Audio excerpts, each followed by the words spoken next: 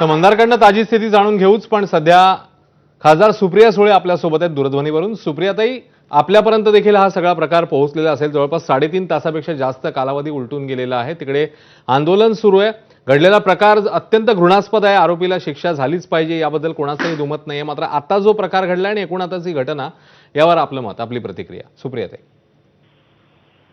मला एक प्रश्न पडलाय की महाराष्ट्र सरकार ह्या बाबतीत उतरून लोकांच्या भावना का समजून घेत नाहीये.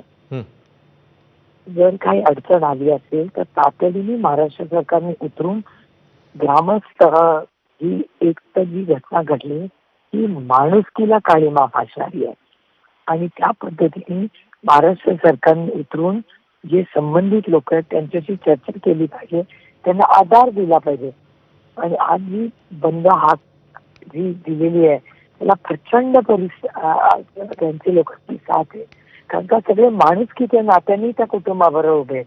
मग महाराष्ट्र सरकार करते तरी काय? अतिशय असंवेदनशील आहे. कोणीतरी तिथे तातडीने गेलं पाहिजे आणि त्यांच्याशी चर्चा केली पाहिजे.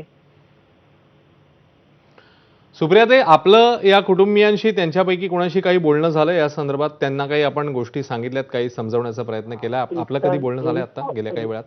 हो, रोहित पवार तिथे गेले होते सकाळी.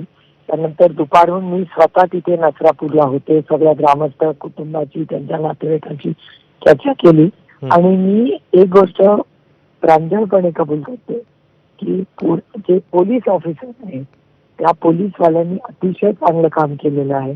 त्या पद्धतीने SP गिल यांनी काम केलं, त्याच्याबद्दल मी त्यांचे जाहीर मनपूर्वक आभार मानते.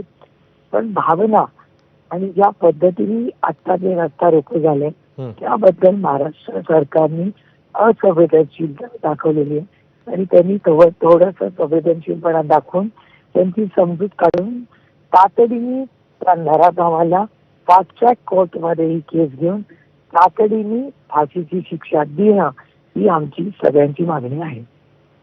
सुप्रियाताई, धन्यवाद, आपण आमच्याशी संवाद साधला त्याच्याबद्दल. पुन्हा एकदा मंदार गोंजारींकडे जाऊया. मंदार तिकडे उपस्थित आहे आता.